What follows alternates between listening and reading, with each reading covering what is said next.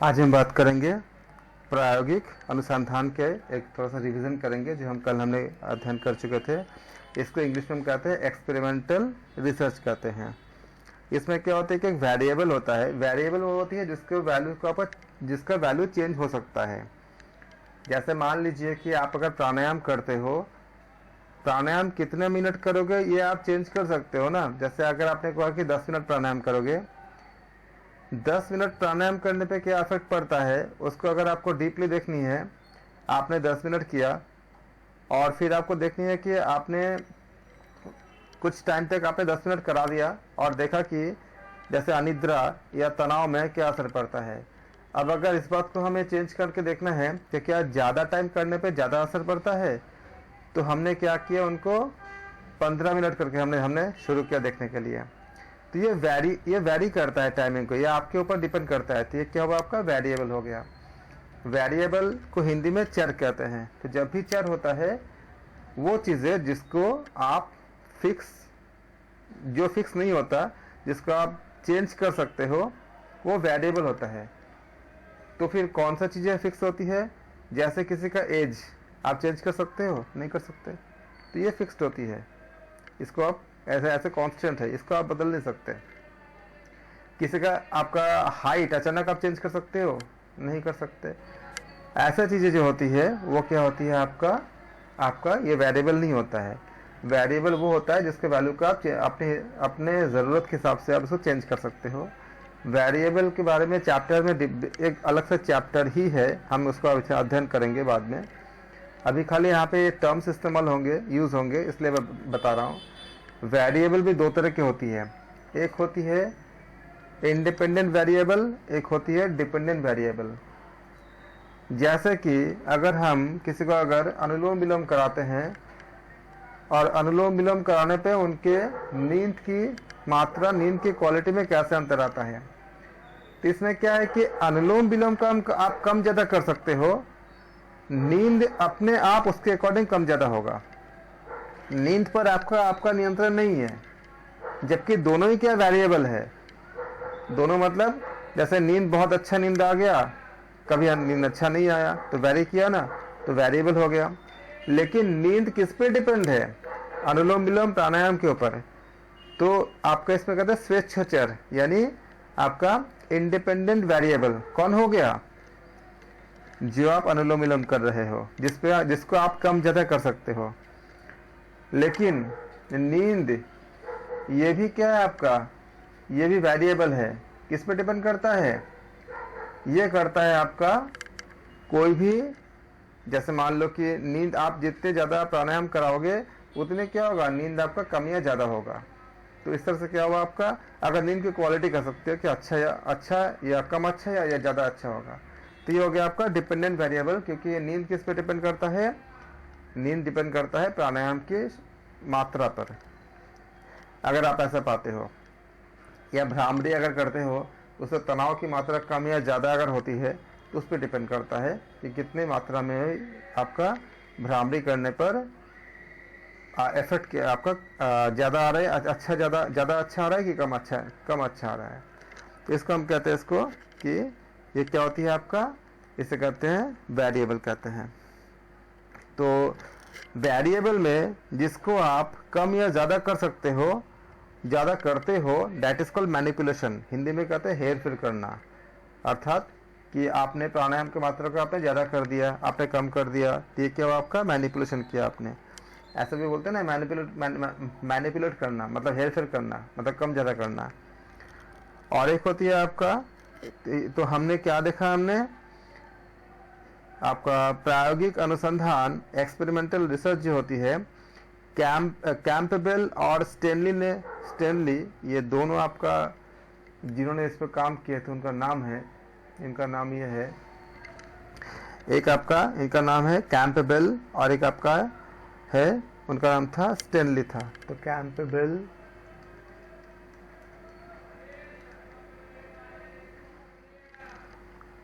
और स्टेनली तथा स्टेनली,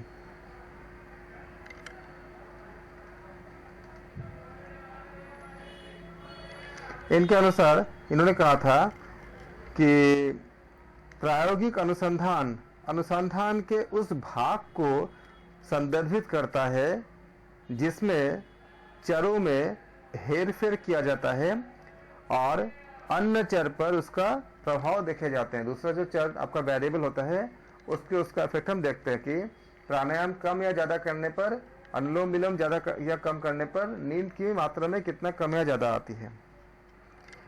इसी प्रकार से और अन्य क्षेत्रों में भी हम देखते हैं कि जैसे सबसे पहले इसके ऊपर एक शोध किया गया था कि अगर हम संडे को छुट्टी दे देते हैं तो काम करने की क्षमता पर क्या असर पड़ता है। तो पता चला कि जब संडे को एक छुट्टी दे दी गई तो मंडे से बहुत अच्छे से लोग ज़्यादा एनर्जेटिक होकर काम कर पा रहे हैं, क्योंकि एक दिन उन्होंने अपने घर परिवार के साथ बिता करके और ज़्यादा फ्रेश हो गए। तो फिर क्या हम इसको एक दिन और बढ़ा कर देखते हैं तो क्या होता है, तो फिर सैटरडे संडे छुट्टी दी गई, देखा कि और अच्छा ज़्यादा प्रोडक्टिविटी, मतलब एक कंपनी अगर काम कराती है वर्कर से, वो ये चाहती है कि पूरे मंथ में कितनी ज़्यादा प्रोडक्टिव उसका बन सके, मतलब कितनी ज़्यादा आपका उत्पादन बन सके। अगर छुट्टी देने से ज़्यादा उत्पादन बनती है तो कंपनी को फ़ायदा है, तो छुट्टी दे सकते हैं, क्योंकि अल्टीमेटली तो उत्पादन ही चाहिए ना, तो क्या है उनको ज़्यादा फायदा है। तो इसलिए और शोध किया गया कि 3 दिन अगर हम देखते हैं तो क्या होता है, तो पता चला 3 दिन देने से क्या होती है, उत्पादकता घट गई, मतलब प्रोडक्टिविटी क्या घट गई। तो उन्होंने क्या किया, उन्होंने ये देखा कि 2 दिन क्या है, 2 दिन से ज़्यादा अगर देते हैं तो फिर क्या है, डलनेस आती है। इसको देख करके वीकेंड में छुट्टियों का जो आपका प्रावधान किया गया। तो ये क्या था, आपका एक्सपेरिमेंटल था। इसमें 2 वेरिएबल थे, एक क्या था, छुट्टी को कम ज़्यादा करना एक वेरिएबल था, और काम की प्रोडक्टिविटी मतलब आपका उत्पादकता ये दूसरा वेरिएबल था। तो ये देखा गया कि कौन किस पे डिपेंड करता है। तो छुट्टी देना आपके अपनी इच्छा के अनुसार था, तो ये मैनिपुलेटेड हो गया, ये मैनिपुलेशन इसका हो गया, इसको हेरफेर कहते हैं इसको, ये आपका इंडिपेंडेंट वेरिएबल हो गया। और काम की जो कार्य क्षमता बढ़ना जो डिपेंडेंट वेरिएबल है वो क्या है, आपका जो उत्पादकता है वो क्या है, आपका उस पर डिपेंड करता है कि कितना आपको छुट्टी मिलती है। अगर 2 दिन से ज़्यादा छुट्टी मिल जाती है तो आलसी बन जाते हैं, तो काम अच्छी नहीं होती। 1 दिन छुट्टी मिलती है तो ज़्यादा अच्छा काम होता है, 2 दिन छुट्टी मिलती है तो और अच्छा काम होता है। और कुछ जगह पे इसको और मॉडिफाई कैसे कर दिया गया कि काम भी अच्छे हो जाए, छुट्टी भी मिले। तो लास्ट सैटरडे में ये देखा गया कि अब जैसे किसी जगह पे क्या करते हैं कि बीच का जो सेकंड सैटरडे को छुट्टी दे देते हैं हम, सेकंड और आपका फोर्थ को दे दिया उन्होंने। तो उससे भी हमने देखा कि उससे भी क्या प्रोडक्टिविटी क्या अच्छी हुई, और जबकि फर्स्ट और थर्ड को छुट्टी नहीं दी है। जैसे बैंकिंग वगैरह, बैंक वगैरह में ये सब में कई ऐसे चेंजेस होते हैं। तो ये आपका क्या है, एक्सपेरिमेंटल का आपका उदाहरण है। कभी कभी और हम जब शोध करते हैं तो कई शोध एक ही रिसर्च में कई मेथड एक साथ आ जाते हैं। जैसे हमने यहाँ पे देखा हमने कि स्वतंत्र चर क्या होती है, इंडिपेंडेंट वेरिएबल क्या होती है, डिपेंडेंट वेरिएबल क्या होती है। कभी कभी क्या होता है कि जब व्याख्यात्मक अनुसंधान हम करते हैं तो व्याख्यात्मक अनुसंधान, इसको हम कारण अनुसंधान भी कहते हैं, उसको भी हम एक्सपेरिमेंटल का अंतर्गत है, हम इसको करते हैं। क्योंकि ये किसी स्थिति या किसी सिचुएशन को या किसी घटना के 2 पहलुओं के बीच में कैसे, इसका जो आंसर होता है कि कैसे और क्यों, इसका उत्तर देने का प्रयास जब करना होता है तभी हम इसको करते हैं। जैसे मान लीजिए कि एग्ज़ाम के समय में जैसे परीक्षा संबंधी तनाव जो होती है, तो उस समय का अगर हम इसको स्टडीज़ करेंगे तो परीक्षा संबंधी तनाव क्यों रट कर सीखने की ओर लेके जाता है, या तनाव से हृदय रोग क्यों और कैसे होता है, ये सब चीज़ों पे। तो जो प्रायोगिक जो अनुसंधान होते हैं ये तुम आपका 3 लक्षण होते हैं।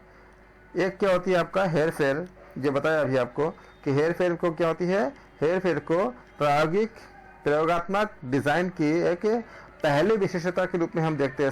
इसको हम परिभाषित करते हैं कि किसी एक को आप कम या ज़्यादा कर सकते हो। मैनिपुलेशन जो है आपका, उसको पहला आपका जो विशेषता होती है, इसको हम इंडिपेंडेंट वेरिएबल भी कहते हैं, स्वतंत्र चर कहते हैं। इसका एक और नाम होती है उपचर भी होती है, और एक और नाम इसका हस्तक्षेप भी होती है। इसको इंग्लिश में कहेंगे आपका ट्रीटमेंट या फिर इंटरवेंशन भी कहते हैं इसको। एक स्वतंत्र चर जो होती है, एक स्वतंत्र चर के हेर फेर में जो रिसर्चर होते हैं, जो शोधकर्ता का एक क्या होना चाहिए, सक्रिय हस्तक्षेप होना चाहिए। जैसे वो देखते हैं कि अगर 10 मिनट अगर प्राणायाम करते हैं अनुलोम विलोम तो तनाव पे कितना असर पड़ता है, अगर हम 20 मिनट करेंगे तो कितना असर पड़ेगा, ये उसको उनका बहुत ज़्यादा वो उसको ऑब्जर्व करते हैं। फिर आता है आपका इसमें कंट्रोल यानी नियंत्रण। ये क्या होती है, ये फिर से पुनः क्या करता है, जो वेरिएबल है, जो चरों का क्या करता है, नियंत्रण करता है। जो चर होती है, जो इंडिपेंडेंट वेरिएबल होती है, उसको हम आईवी से शो करते हैं। आईवी मतलब इंडिपेंडेंट वेरिएबल, इसको आईवी बोलते हैं।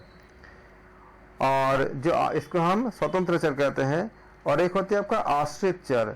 आश्रित चर को हम कहते हैं डिपेंडेंट वेरिएबल। तो डिपेंडेंट का डी और वी का वी, तो डीवी कहते हैं इसको।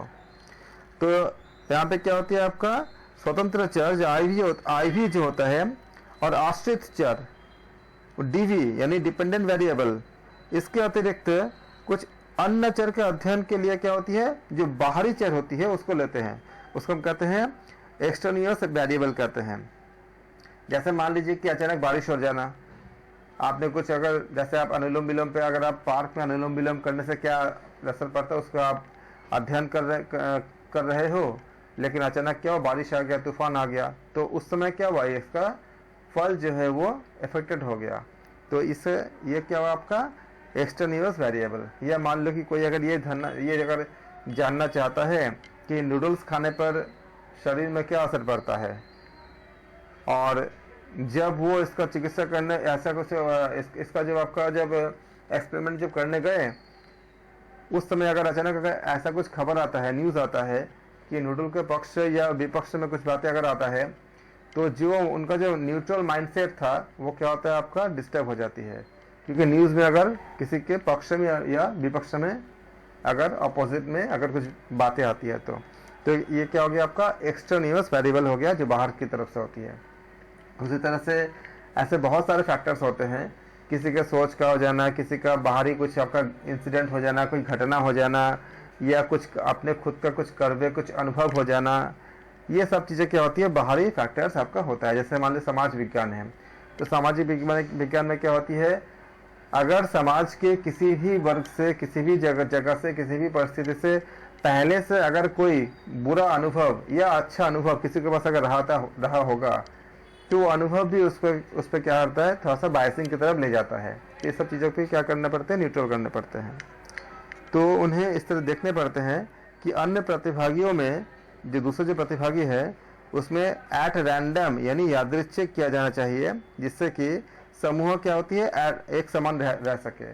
अगर आप रैंडमनेस नहीं होगा, जैसे रैंडमनेस मतलब जैसे मान लीजिए कि हमें देखना है कि किसी स्कूल में अगर एक ही तरह के बच्चे, मतलब मान लीजिए कि एक ही क्लास के बच्चे हैं, क्लास 9 के बच्चे को हम ले रहे हैं, और क्लास 9 में मान लो कि 100 बच्चे हैं, मुझे लेनी है 40 बच्चे लेनी है या 50 बच्चे लेनी है, तो हम रैंडम लेंगे। रैंडम मतलब किसी को भी चुनाव कर सकते हैं, या फिर हम लाइन में बिना किसी भेदभाव के किसी भी कैसे भी हम किसी को हमने लाइन बना दिया, और लाइन बनाने के बाद हमने तय किया कि एक कोई भी रैंडम हम बच्चे ले लेंगे या दृश्य ले लेंगे, तो उससे क्या होती है, आपका पक्षपातिता नहीं रहती है।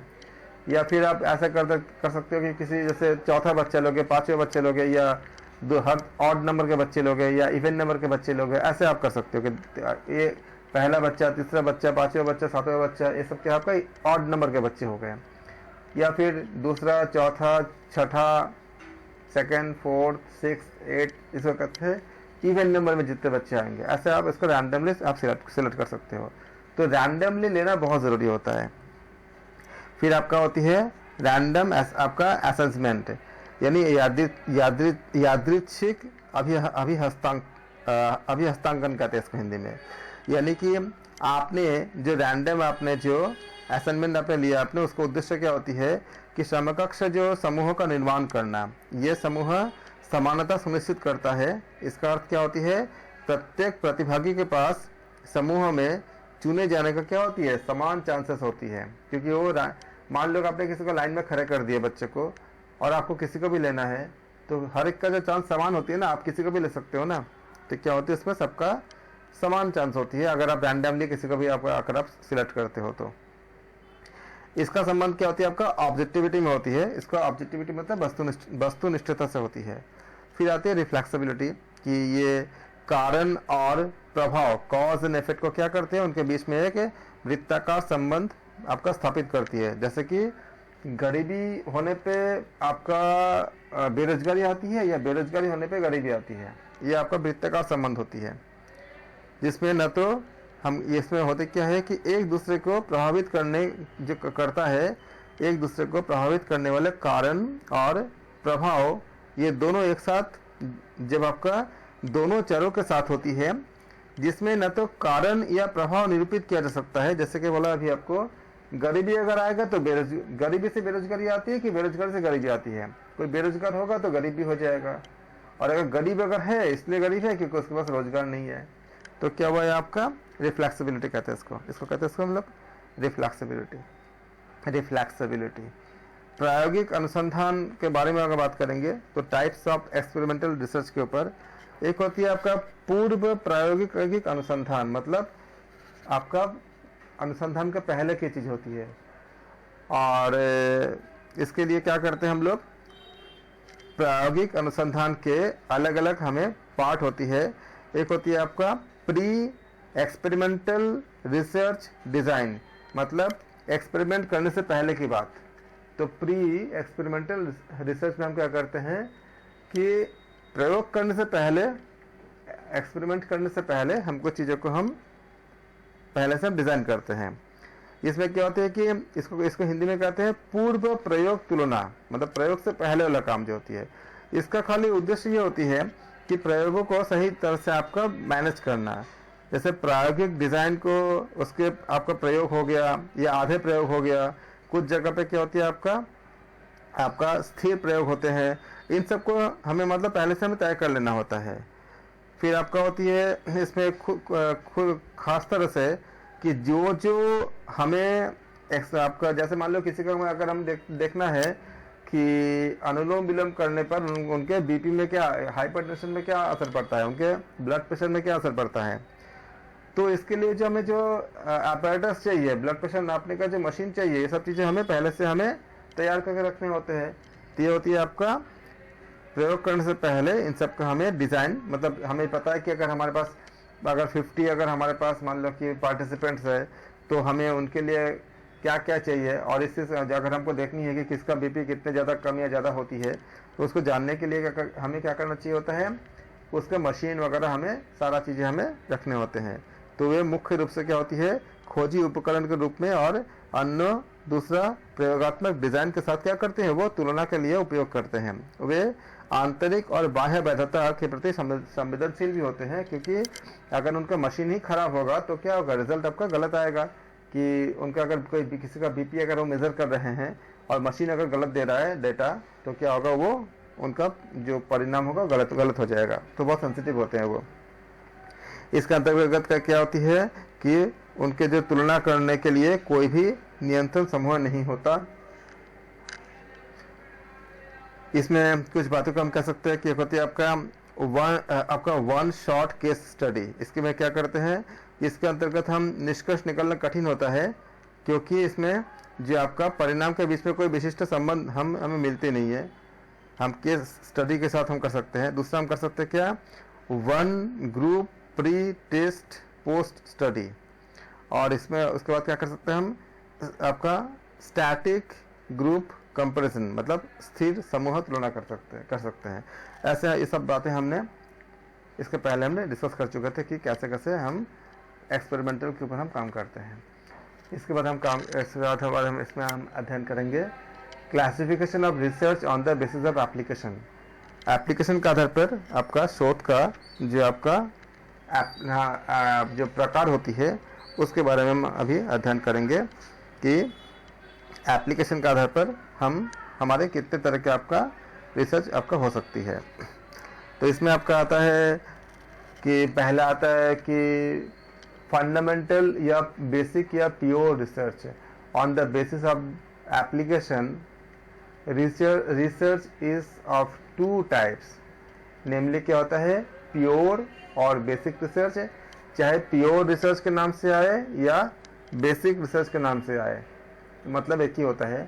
एंड अप्लाइड रिसर्च, तो क्या क्या आएगा आपका एप्लीकेशन के बेस पे, pure and basic research and applied research. तो हम यहाँ पे बात करेंगे फंडामेंटल या बेसिक या प्योर रिसर्च। एग्जाम में अगर इनमें से कोई भी नाम आता है तो सबका मतलब क्या है, एक ही है कि चाहे फंडामेंटल लो, चाहे बेसिक लो, चाहे प्योर लो, एक ही अर्थ होता है। The main purpose of basic research is to add to existing stock of knowledge and thus can be intellectually challenging।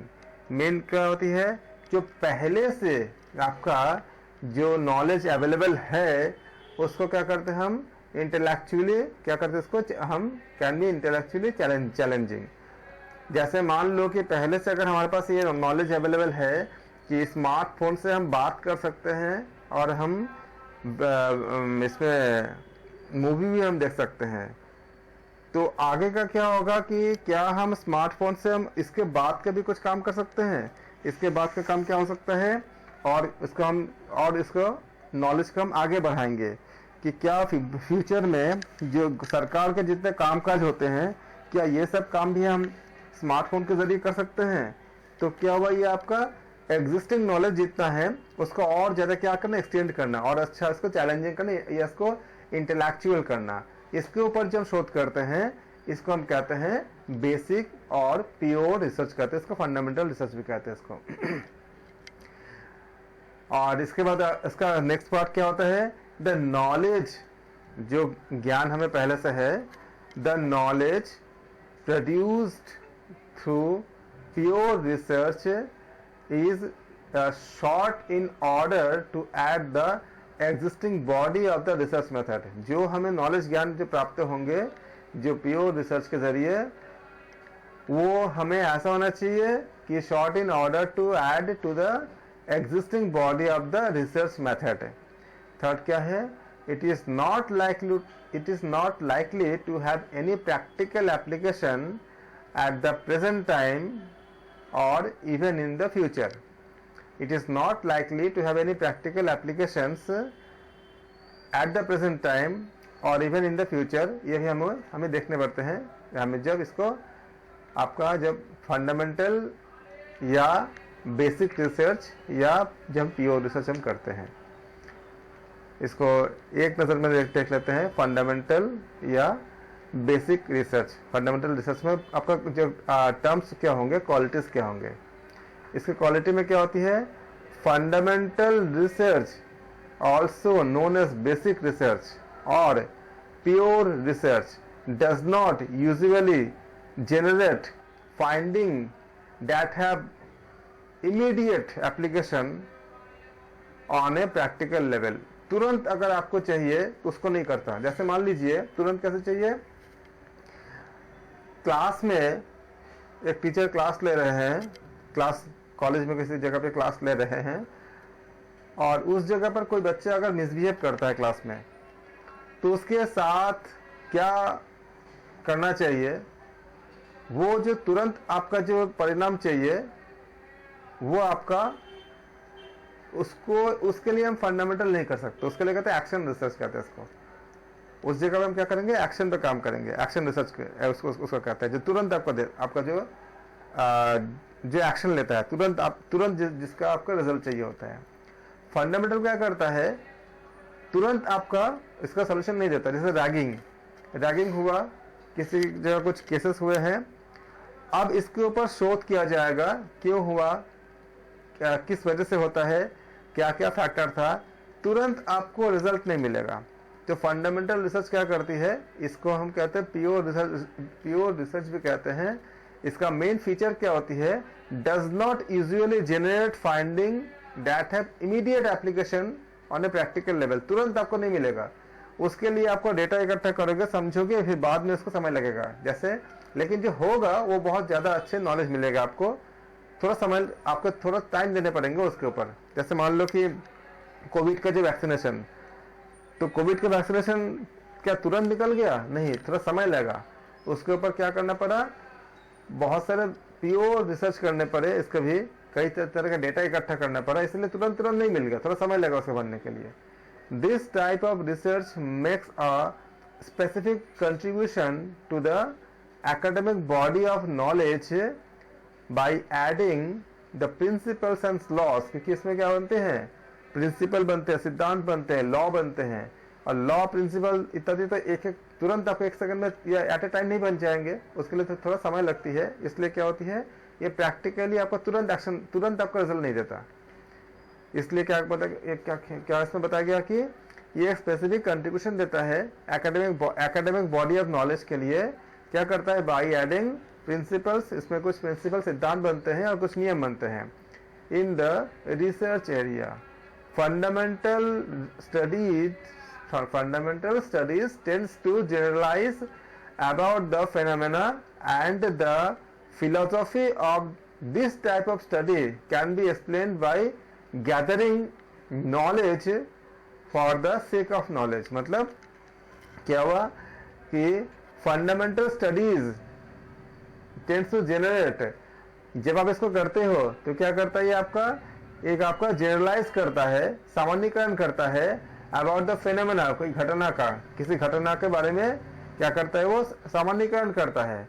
कि जैसे मान लो कि पर्टिकुलरली कोई घटना घट रही है कि दहेज प्रथा के ऊपर जो हम काम करते हैं, तो दहेज प्रथा क्या है आपका, पहले तो खाली उपहार के लिए था, लेकिन बाद में क्या हुआ, ये एक लोभ की तरफ ले गया, मतलब लोग इसमें ऊपर आपका ग्रीडीनेस की तरफ लेके चला गया। तो क्या हुआ, fundamental studies tends to generalise, और ये क्या होती है, ये इंसान के मन की सामान्य अवस्था होती है कि एक लालचपन जो होती है। उसके बाद इसके ऊपर सारी चीजों को बनाया गया कि आगे का हम क्या कर सकते हैं, कैसे कैसे नियम बना सकते हैं। तो नियम क्या होगा, सबके जगह मान्य होगा। दहेज प्रथा के जितने नियम है वो सब जगह मान्य होते हैं, लेकिन उसके लिए क्या किया गया, पहले उसको स्टडीज किया गया, उसको जनरलाइज किया गया अबाउट द फेनोमेना, किसी पर्टिकुलर घटना के लिए, चाहे वो दहेज प्रथा हो, चाहे आपका बाल विवाह हो, या कुछ और, या इतनी ज्यादा जो पॉपुलेशन बन रही है उसके कारण क्या है। इसका एक कारण ये भी पाया गया कि लोग बेटे जब तक नहीं होता तब तक वो बच्चे पैदा करते जाते थे। क्योंकि उनका ऐसा मान्यता था कि बेटे से क्या होगी, एक तो वंश चलेगा, दूसरा आपका धार्मिक मान्यताएं होती है बेटे के, क्योंकि वो आपका मृत्यु के बाद मुखाग्नि इत्यादि देने की बात आती है, और भी कई तरह की चीज होती है कि बेटी अगर होंगे तो शादी के बाद चले जाएंगे, आपका ससुराल चले जाएंगे, लेकिन बेटे अगर होंगे तो उनका देखभाल करेगा। ये सब चीजें कई तरह के मान्यताएं आपका उसका कारण होती है। तो उसके बाद उसको सामान्यकरण किया गया, and the philosophy of this type of study can be explained as the gathering knowledge for sake of knowledge. ये सारे जो हमने बात कर रहे हैं कि बाल विवाह या इतने ज्यादा जो ओवर पॉपुलेशन हमारे इंडिया में हो गया आज अभी देखने को मिलती है, वो कैसे हुआ, क्यों हुआ, तो ये सब चीजें पता चला कि हमारे ये सब क्या है आपका, इसको हम क्या कहते हैं, इसको आपका गैदरिंग ऑफ नॉलेज, हम ज्ञान को इकट्ठा कर रहे हैं for the sake of knowledge, कि उसका सही कारण को जानने के लिए हर तरह के हम इसके लिंक को, ज्ञान को हम इकट्ठा करते हैं। तो क्या हो गया आपका, इसे हम कहते हैं इसको, ये फंडामेंटल नॉलेज का, फंडामेंटल शोध का आपका कैरेक्टरिस्टिक है। It focuses on the enhancing the curves of the knowledge in each field. हर एक फील्ड में क्या करता है, वो ज्ञान को वृद्धि करता है। इसको हिंदी में करेंगे मौलिक शोध कहते हैं इसको। मौलिक शोध क्या होती है, मौलिक शोध जिस शोध, मतलब मौलिक शोध कैसे कहते हैं, जिसे मूल शोध या शुद्ध शोध के रूप में भी हम जानते हैं। आप अगर हिंदी में अगर आता है तो अगर आपको कंफ्यूज होते हो तब इंग्लिश का टर्म में देख लेना। इसमें आमतौर पर ऐसे निष्कर्ष उत्पन्न नहीं करता जो कि व्यावहारिक स्तर पर तत्काल अनुप्रयोग हो, कि तुरंत आपका एप्लीकेबल हो। आपका मौलिक शोध से ऐसा ये नहीं निकलता। इसलिए जब भी आपको मान लो कि अगर आपको अगर आपका क्वेश्चन दे दिया गया हो जिसमें आपको तत्काल, जैसे मान लीजिए कि क्लास में अगर कोई बच्चा मिसबिहेव करता है तो उस समय टीचर को क्या एक्शन लेना चाहिए, तो ये तत्काल एक्शन करने हैं। तो क्या इसमें मौलिक शोध अप्लाई होगा? नहीं होगा, क्योंकि मौलिक शोध क्या करता है, तत्काल आपका परिणाम नहीं देता। एग्जाम में आपको क्वेश्चन ऐसे मिलेंगे और इसको आपको ऐसे आपको इसको डिसाइड करने पड़ेंगे आपको कि कौन सा ऑप्शन सही है, इस तरह से देख करके। इस प्रकार का शोध अनुसंधान क्षेत्र में सिद्धांतों और जो नियम कानून, इसमें नियम बोलेंगे, इसको लॉज जो बनते हैं, मतलब नियम, इसको नियम बोल दो आप, नियमों को जोड़कर ज्ञान इत्यादि को हम प्राप्त करने में क्या होती है, एक विशिष्ट योगदान करता है। मौलिक अध्ययन घटना के बारे में एक क्या होती है, सामान्यीकरण, जो हर जगह आपका एप्लीकेबल होगा वो बनता है। और इस प्रकार के अध्ययन के जो दर्शन को ज्ञान के लिए ज्ञान इकट्ठा करना के रूप में हम समझ सकते हैं, क्योंकि इससे हमें क्या होती है, हमारे जो ज्ञान है उसको हमें वृद्धि होगा, उसको हमें प्राप्त कर पाएंगे। Examples of the fundamental research, कुछ एग्जाम्पल आप नोट करेंगे तो ये आपको बहुत हेल्प करेगा जब क्वेश्चंस करने के लिए। Some examples of the basic research क्या होती है, a study looking at how alcohol consumption impact the brain. शराब का सेवन करने से, अल्कोहल का सेवन करने से ब्रेन पर क्या प्रभाव पड़ता है, यह क्या आपका फंडामेंटल शोध है। कैसे पता चलेगा, आप तुरंत नहीं करते, अचानक किसी ने तुरंत आपको शराब पिया, उसका ब्रेन में क्या इफेक्ट पड़ा एट ए टाइम नहीं पता चलता, उसके लिए समय लगता है। लगातार आप कुछ महीने तक, कुछ साल तक उसको ऑब्जर्व करते हो, उसके बाद आप उसको रिजल्ट को निकालते हो। A study to discover the components making up human DNA, कि ह्यूमन डीएनए का जो कंपोनेंट क्या होती है। A study accessing whether stress level makes people more aggressive, क्या तनाव ज्यादा बढ़ने से लोग ज्यादा एग्रेसिव हो जाते हैं, इसका अगर हमें अध्ययन करने होते हैं तो क्या करते हैं, हम फंडामेंटल रिसर्च को करते हैं। A study looking to see if gender आपका जो स्टीरियोटाइप लीड टू डिप्रेशन, कि जेंडर के आपका जो स्टीरियोटाइप जो होती है क्या वो आपका डिप्रेशन की तरफ ले जाता है, जैसे कि लड़का लड़की इत्यादि का जो आपका जहाँ आपका जो इसका जो आपका मतलब इसके जो जहाँ पे माने जाते हैं कि लड़का होने से ऐसा होगा, लड़की होने से ऐसा होगा, कि उससे क्या डिप्रेशन में आते हैं, इसके जो अध्ययन होंगे। यहाँ पे क्या करोगे आप, फंडामेंटल शोध करोगे। और स्टडी सर्चिंग फॉर द क्या होगा आपका, कैंसर का जो कारण, मतलब causative factors of cancer, cancer का जो कारण है क्या क्या हो सकता है, इसके बारे में अगर जानना होता है। और स्टडी सर्चिंग फॉर द आपका causative factors of cancer, cancer के कारण के फैक्टर क्या क्या होती है। और study of the growth process of the आपका oak trees, study trying to find out what makes a proton. ये सारी चीजें जो आप अध्ययन करते हो, ये आपको क्या होती है, ये मौलिक शोध का उदाहरण है। एग्जाम में अगर आते हैं तो इन एग्जाम्पल का अगर आप याद रखोगे, इससे आप डिसाइड कर पाओगे कि कौन सा मौलिक शोध है। यहाँ मौलिक शोध के कुछ एग्जाम्पल है। शराब का सेवन से मस्तिष्क को कैसे प्रभावित करता है, इसका जो अध्ययन होती है यह आपका मौलिक शोध में आता है। मानव डीएनए बनाने वाले जो घटकों की जो खोज होते हैं, खोज के लिए क्या होती है, एक अध्ययन करना, ये भी क्या होती है आपका मौलिक शोध में आता है। तनाव का स्तर लोगों को अधिक आक्रामक करता है या नहीं करता है, इसका जो अध्ययन होती है क्या होती है आपका मौलिक शोध में आता है। ये एक अध्ययन में हम ये देखने के लिए कि क्या जेंडर के साथ किसी जैसे हम कहते हैं ना कि लड़की अगर है तो लड़की के लिए जैसे बहुत से आपका हम बहुत सारे हाँ ना जुड़ जाते हैं, लड़कियों को क्या करना चाहिए क्या नहीं करना चाहिए, लड़कियों को क्या करना चाहिए क्या नहीं करना चाहिए, इसके आधार पे जो आपका जो अध्ययन होती है, तो क्या ये आपका एक किसी को डिप्रेशन की तरफ ले जाती है। इसको अगर हम अध्ययन करेंगे तो ये क्या होगा, मौलिक शोध होगा, क्योंकि ये तुरंत आपको रिजल्ट नहीं देगा, थोड़ा समय लगेगा। कैंसर के जो प्रेरक कारकों की खोज करना कि कैंसर क्यों किस से होती है, ये भी क्या आपका एक मौलिक शोध होती है। ओक के पेट की वृद्धि प्रक्रिया अगर अध्ययन करते हो तो ये भी क्या होगा, मौलिक शोध होती है। प्रोटॉन कैसे बनते हैं, इसका अगर पता करने, प्रोटॉन क्या बनाता है प्रोटॉन मिलकर के, या उसके बारे में क्या क्या प्रोटॉन के बारे में अगर किसी न्यूक्लियस के बारे में अगर हमें अध्ययन करने हैं तो वो जो होती है वो आपका मौलिक शोध में आता है।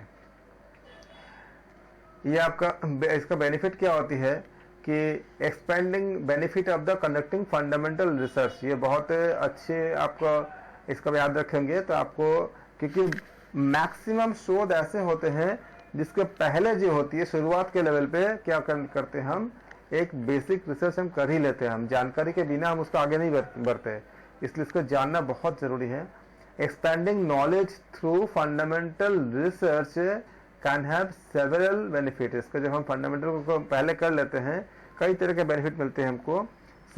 सम advantages of conducting fundamental research क्या क्या होती है इसमें, उसका फायदा क्या होती है, लाभ आपका इसका लाभ क्या होता है।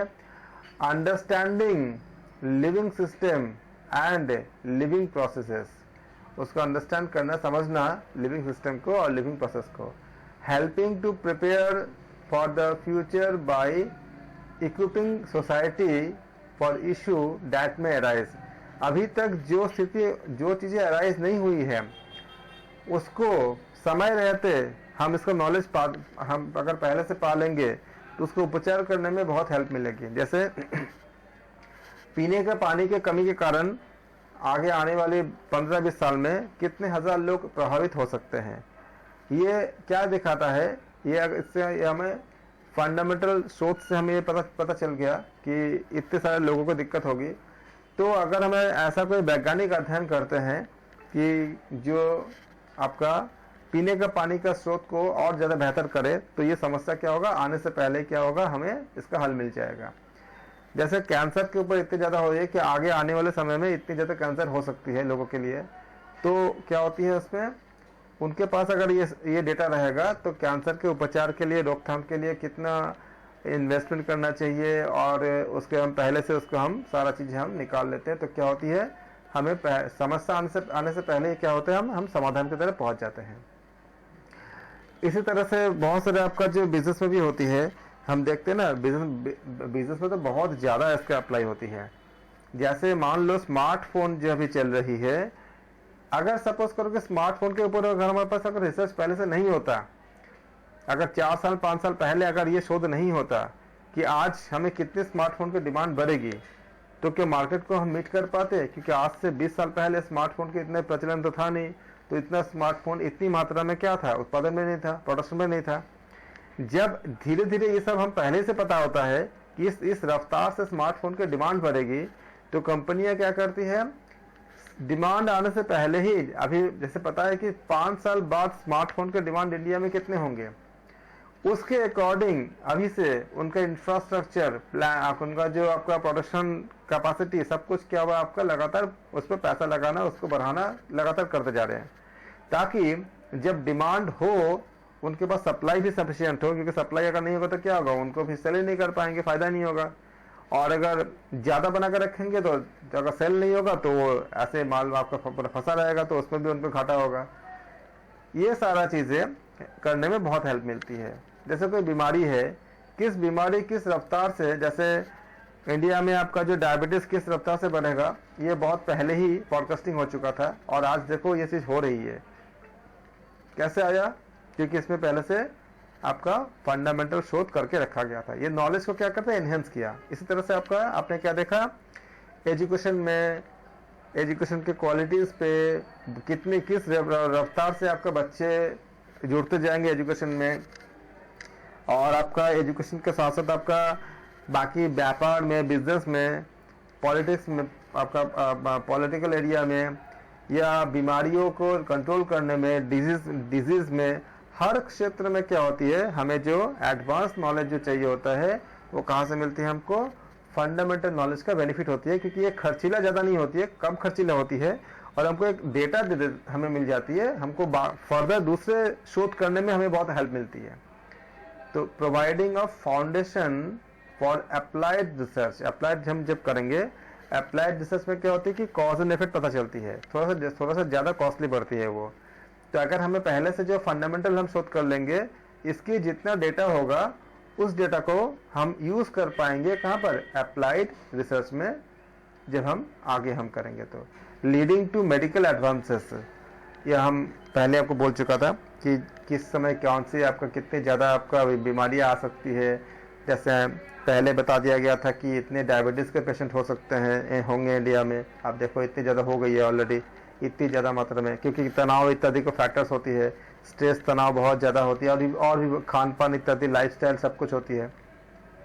अब उससे निकलने के लिए हम क्या कर सकते हैं, लाइफस्टाइल को अच्छे करने के लिए तभी हम इतने ज़्यादा जोर देते हैं कि ना आपका लाइफस्टाइल को और सब चीज़ों को हम अच्छा कैसे कर सकते हैं, योग के द्वारा, नेचुरोपैथी के द्वारा, और हमारे जो खान पान का सुधार करके। ये ऐसा भी शोध हुई है कि खाली अगर आप घर के खान पान को चेंज कर दो, अगर बाहरी जो जो फास्ट फूड इत्यादि के लिए बंद कर दो, तो बहुत सारे बीमारियां आपको अपने आप ही बहुत ज़्यादा हेल्प, मतलब आपको उसको ठीक करने में बहुत हेल्प मिल जाती है। खाली खान पान को अगर आप सही करते हो, और बाहरी जो फास्ट फूड और जो बाहर के जो खाना को अगर आप अवॉइड करते हो, तो क्योंकि उसमें ऑयल का इस्तेमाल करते आपको नहीं पता होता है, आपका सॉल्ट की मात्रा जितना रिकमेंडेड है उससे ज़्यादा करेंगे तो आप उस समय खा लोगे, लेकिन आपको पता नहीं चलता है। जैसे मान लो चिप्स, तो चिप्स में जितनी रिकमेंडेड सॉल्ट हमें डोज के लिए चाहिए होता है, वो खाली आपको एक पैकेट चिप्स में मिल जाती है, तो बाकी आप खाना जो खाओगे एक्स्ट्रा हो जाएगा। तो सॉल्ट ज़्यादा होगा तो क्या होगा, बीपी ज़्यादा बढ़ जाएगा। तो अगर आप बाहर के, अगर ये आपका जो ये आपका अगर नहीं खाते, चिप्स अगर नहीं खाते, अगर बाहर का खाना नहीं खाओगे, खाली घर का खाना खाओगे, तो कंट्रोल वे से इतनी ज़्यादा सॉल्ट आपका इस्तेमाल होती है जिससे आपका बीपी अगर ना बढ़े। अब बाहर अगर हम लगातार खाते रहेंगे तो क्या होगा, उससे आपका इस तरह की बीमारियां बढ़ती जाएगी। वैसे ही जो बाहर से जो हम कुछ नमकीन वगैरह खाते हैं, तो ज़्यादातर नमकीन किससे बनती है, वो वनस्पति घी से बनती है, मतलब वेजिटेबल घी से बनती है, जो ट्रांस फैट पैदा करता है, जो आपका कार्डियो यानी हार्ट के लिए बहुत ज़्यादा आपका घातक होती है। आज देखो कितनी ज़्यादा मात्रा में आपका जो हार्ट अटैक और हार्ट का बीमारियों की संख्या बढ़ती जा रही है, क्योंकि बाहर जाकर हम कुछ ना कुछ ऐसा कुछ खाना खा ही लेते हैं जिसमें आपका बाहरी ऑयल वगैरह रहती है। और क्योंकि जो वेजिटेबल घी होती है उसका कुछ आपका खासियत होती है कि वो ऐसे एब्जॉर्ब हो जाता है कि बाहर से उसको ज़्यादा तेल दिखता नहीं है, कि लगता नहीं कि इसमें ज़्यादा ऑयली है, तो हम उसको खा लेते हैं और वो ज़्यादा देर तक आपको ख़राब नहीं होने देता है। तो आपका जो पैकेट में जो आपका जो रहता है वो आपका लंबे समय तक उसको, मतलब हम उसको सेल करने के लिए रख सकते हैं। लेकिन उसमें ट्रांस फैट इत्यादि का ऑप्शन होता है, उसमें नमक अगर ज़्यादा होगा तो फिर आपका हाई बीपी का भी दिक्कत हो सकती है, और अगर इसको ज़्यादा मात्रा में लेते रहेंगे तो क्या होगा, असर तो पड़ेगा। इस तरह से क्या होगा कि अगर आप बाहर के खाना पीना अगर बंद करते हो तो क्या होता है, बहुत मात्रा में आपका लाइफस्टाइल आपका सही होता है, इससे आप बहुत सी बीमारियों से बच सकते हो। तो ये सारा चीज़ क्या होती है, कहाँ से मिली हमको, ये मौलिक शोध से हमें मिलती है। इसके खर्चे बहुत कम होती है, जबकि ये फ़ायदा बहुत होती है।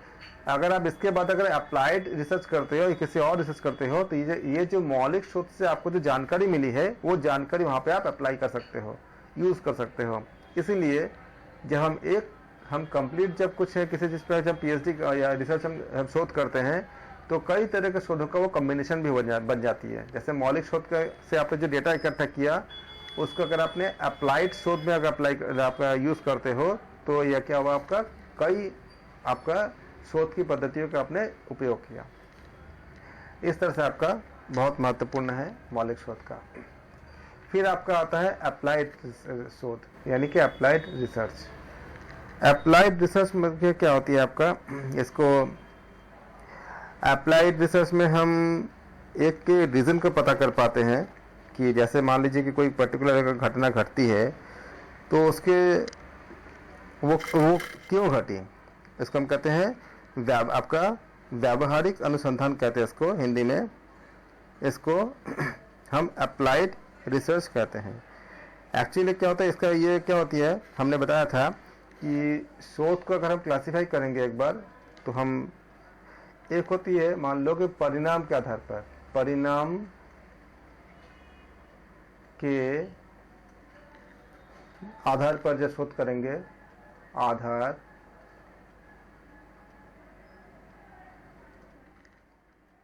पर जो हम शोध करते हैं, शोध, इसके कई पार्ट बनते हैं। इसका पार्ट क्या क्या बनेंगे इसके पार्ट बनेंगे, ये मान लीजिए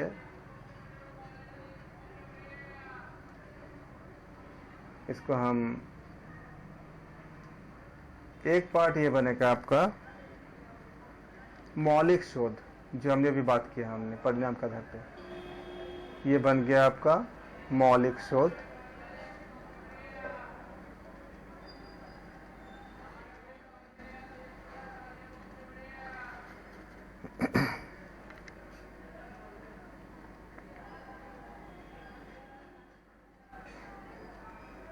इसको हम ऐसे कर देते हैं, आपको अच्छे से और समझ में आ जाएगा।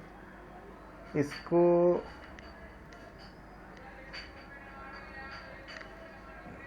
लिखते हैं मौलिक शोध, लिखते थे इसको, ये आपका आ गया मौलिक शोध, जो हमने अभी बात किया हमने। और दूसरा पार्ट आपका आता है व्यावहारिक शोध, अप्लाइड रिसर्च।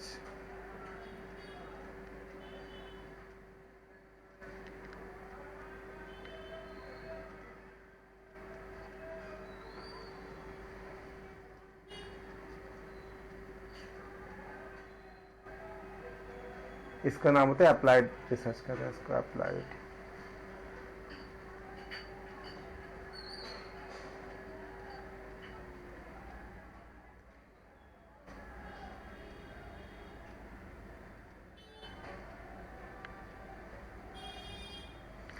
इसको भी अगर हम फर्दर लेंगे तो इसमें फिर आती है आपका क्रियात्मक शोध, यानी एक्शन रिसर्च।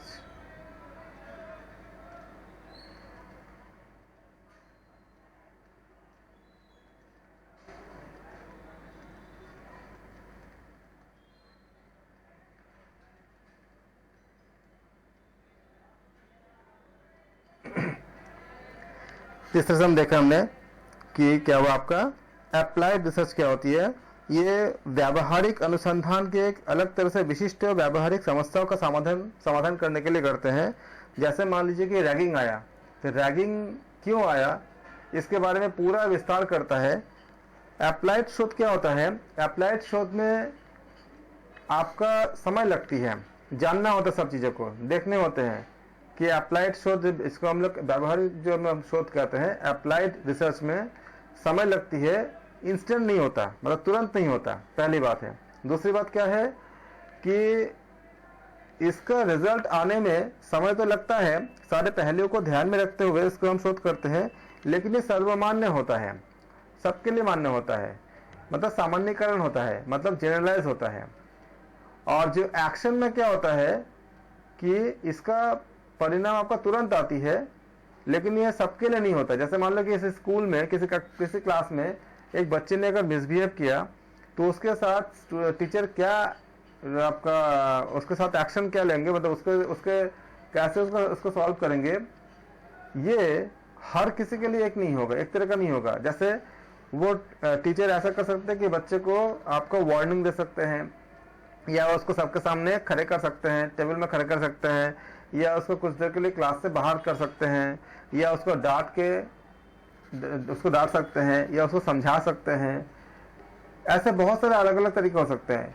बहुत कुछ हाई हो जाएगा तो वो आपका हायर अथॉरिटी से कंप्लेन कर सकते हैं, उसकी भी बात होगा तो फिर आप कुछ शॉर्ट टाइम के लिए उसको कॉलेज से आपका निकाल सकते हैं कि 4 दिन 5 दिन 1 हफ्ते के लिए कॉलेज नहीं आना है।